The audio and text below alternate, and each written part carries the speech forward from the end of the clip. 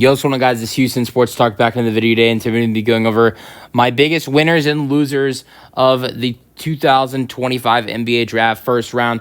I've got 2 losers and 5 winners. It's hard for me to pick losers in this draft, but I'm going to be going over my 2 losers and then 5 winners. So I'm going to start off with losers. I'm going to start off with the Brooklyn Nets.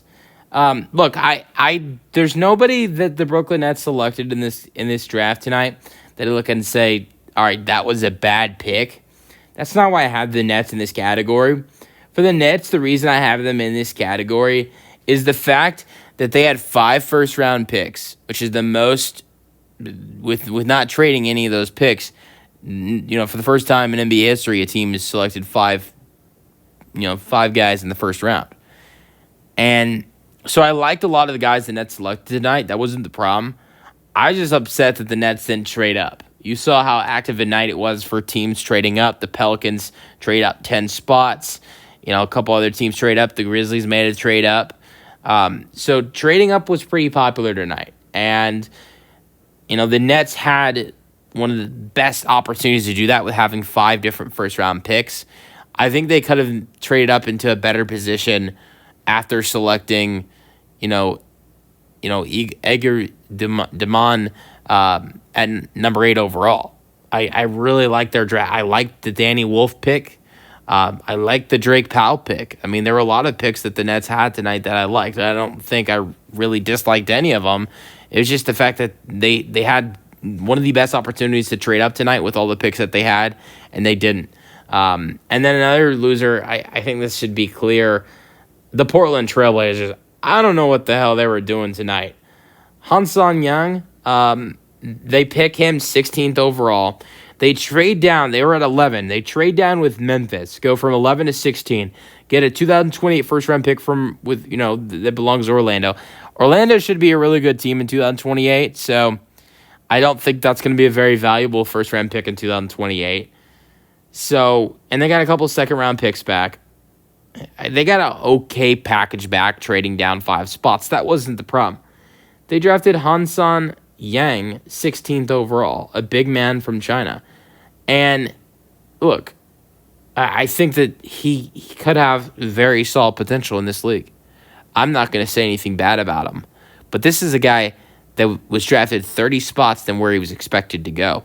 He was expected to be picked in the middle of the second round. And Portland decided to pick him in the first round at 16. Now, look, they might see something in him that others didn't. I'm not going to rule that one out at all. But they could have. There's many things they could have done. One thing, they could have traded back. They could have traded back even farther down. I mean, they traded down 5 spots and, went from 11 to 16. They could have moved down farther. I mean, like, here's something I'll point out. Why not? Did they not call the Thunder? Because the Thunder wanted to trade up and get near the top 10, and they had 15 and 24. This is just my idea. They had 15, 24, and 43 that they'll select tomorrow. And OKC, or maybe it wasn't 43, but it was one of the second-round picks in the 40s that the Thunder had. They wanted, I think it might have been 43. The Thunder wanted to use 15 and 24 and their second-round pick and trade up. And the interesting thing would have been, I'm sure they would have done it from trading up from 15 to 11, and they could have got 15 and 24, and the second round pick. And I know they got the 2028 first round pick from Orlando, but that's not going to be a very good pick. They could have had 15 and 24 if they would have called the Thunder. I don't know if they did, but just Portland in this situation did not handle it very good at all. Trading down, that was fine. They got a solid package back, but then you select, Han-Son Yang, who was projected to be a mid-second round pick. I don't understand it. But I want to get into the winners. I want to start off with the Orlando Magic. And that's the team I want to start off with. Jace Richardson, picking him 25th overall. What did Orlando Magic struggle the most with last year? 3-point shooting. It was one of the worst 3-point shooting teams in the season. I know they traded for Desmond Bane, and that helps improvement, but one guy doesn't do everything. Jace Richardson shot over 41% from three last year for Michigan State. This will help the 3-point shooting get even better for the Orlando Magic. I love this addition. If he comes in and shoots well early, I think he's a guy that really could get some minutes with Orlando next season, especially if they're trying to, be a competitive team in the Eastern Conference next season. He will help with that with his 3-point shooting skills. Also really good defensively, which is something Orlando identifies with. But I'm going to go with the Atlanta Hawks as my next winner, as my second winner. Asa Newell. I love this draft pick. Such a good player getting to the rim. His 3-point shooting god awful. Free throw shooting not the best either. That's really poor. But he is amazing at getting to the rim. Even though he's a 29% 3-point shooter, still shot almost 55% from the floor this season, averaging 15 and 7. He is great at getting to the basket, and that is something that is great to see with Trae Young, next to Trae Young, who's such a good facilitator. I think he fits well, knowing the fact that he's going to be playing next to a facilitator like Trae Young. And the thing I have to say next is they pick him at pick 23, where he was projected to go around 15, 18, 19, that range, and he falls to them at 23. And let's also talk about how the Hawks were originally at 13, traded down to 23, so New Orleans could trade up. They get New Orleans' first-round pick next year in this trade up. In this trade down for the Hawks, trade up for the Pelicans. But in this trade down for the Hawks, they get the Pelicans' first-round pick, which is best of the Pelicans pick or the Bucks pick next year, which either one I think could be a really solid pick. So, and then you get a steal at 23. Really good job by the Atlanta Hawks tonight, I believe. The next team I will give a W to is the Utah Jazz. And picking Ace Bailey, a stud. Don't listen to the dude. I mean, Ace Bailey trying to take control and control where he's going to end up. Look, I get if you don't want to play somewhere. That happens to a lot of players in the draft, and that's happened to players for years. But him or his people told the Utah Jazz not to draft him. He did not think he was going to get drafted by the Jazz, and the Jazz did not listen. And good on the Jazz on not ignoring him, on ignoring him and drafting him. He's a gifted player, 6'10", amazing jump shot, 18 points per game, 7 rebounds per game. He has a chance to turn into a great player, and the Hornets and the 76ers passed on him because of the not working out and basically telling him, don't pick me. And him and his people told the Jazz the same thing, and they refused to listen, I think partly because of how much of a talent he's going to be in this league.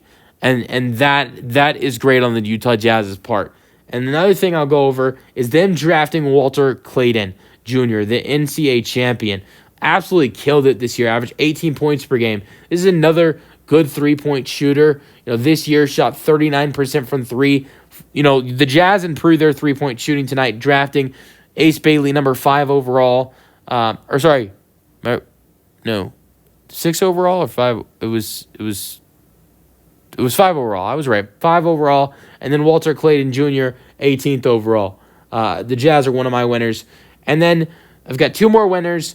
Pelicans, I liked what the Pelicans did tonight. Picking up Jeremiah Fears, SEC All-Freshman at number 7. Great addition for them. If he can figure out a jump shot, it was said tonight, he could be the second coming of Kyrie Irving. Great ball handling skills, great at getting to the rim and scoring inside. Good defense. The only thing he is missing is a jump shot. And if he can figure that out, he is going to be a dangerous player. But I still think he could be a really good player, even if he doesn't figure out the 3-point shooting.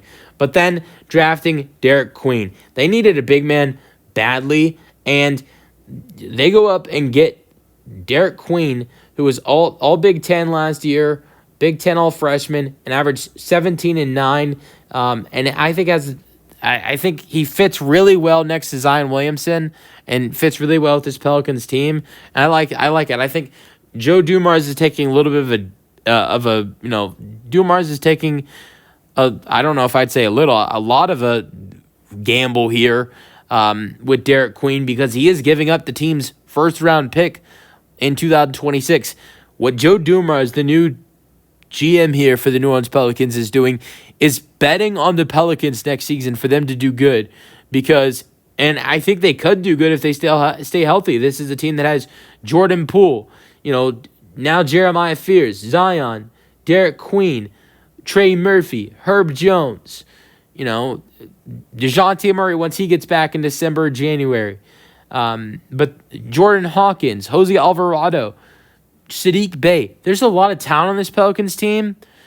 If they can stay healthy, which is something they didn't do last year, I don't think they'll be as bad as they were this year. So I think it's a good thing for potentially taking the gamble.